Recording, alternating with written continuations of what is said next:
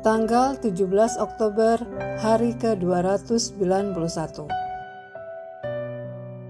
Bacaan Lukas pasal 3 sampai pasal 6. Otoritas dan ketaatan anak manusia.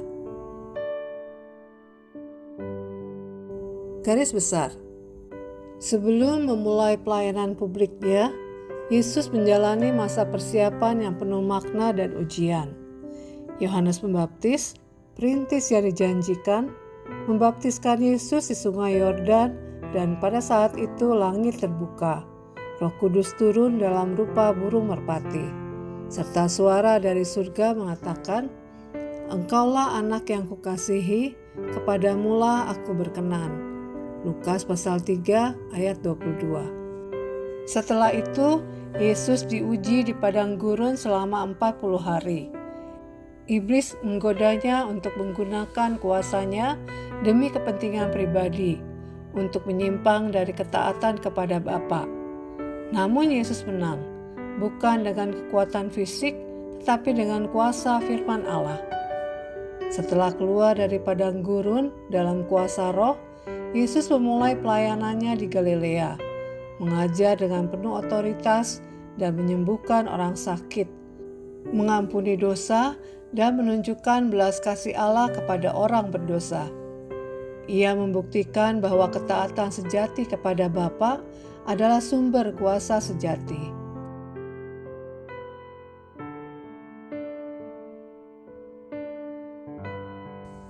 Renungan harian. Bagaimana Anda menghadapi godaan dan tekanan hidup sehari-hari? Dengan emosi, dengan logika, atau dengan firman Allah?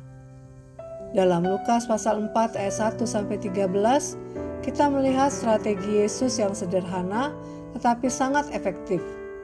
Setiap kali iblis menyerang, ia menanggapi dengan kalimat, "Ada tertulis." 3 kali ia mengutip kitab Ulangan, bukan kitab yang paling populer bagi banyak orang, tetapi penuh dengan prinsip ketaatan dan ketergantungan kepada Allah. Ulangan pasal 8 ayat 3, manusia hidup bukan dari roti saja. Ulangan pasal 6 ayat 13, engkau harus menyembah Tuhan Allahmu. Ulangan pasal 6 ayat 16, jangan mencobai Tuhan Allahmu.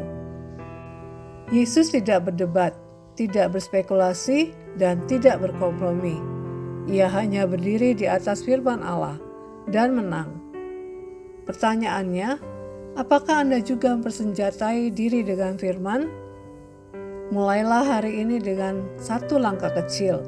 Hafalkan satu ayat dan renungkan maknanya setiap kali Anda tergoda untuk khawatir, marah, atau putus asa.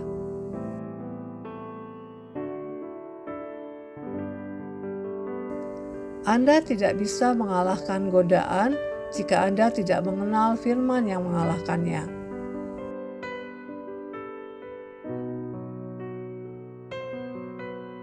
Pendalaman.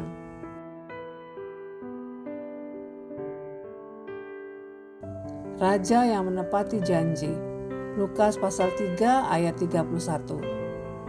Silsilah Yesus dalam Lukas menunjukkan garis keturunannya yang sah dari Daud melalui Nathan, bukan Salomo.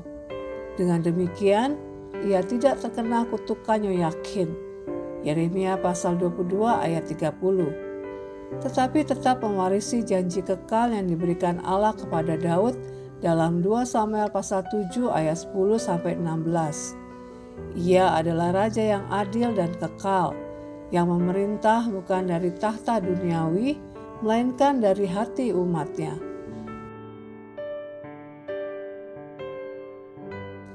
Doa sebelum keputusan besar. Lukas pasal 6 ayat 12. Sebelum memilih ke-12 muridnya, Yesus menghabiskan sepanjang malam untuk berdoa. Ia memberi teladan bahwa keputusan besar harus lahir dari hubungan yang mendalam dengan Bapa. Sebelum Anda membuat keputusan penting tentang karir, pasangan hidup, pelayanan, atau keluarga, ikutilah teladan Yesus. Berdiam, berdoa, dan menunggu arahan Tuhan. Demikian renungan hari ini. Jika Anda ingin mendengarkan bacaan Alkitab hari ini, silakan buka tautan video yang tersedia di layar Anda. Amin. Tuhan Yesus memberkati.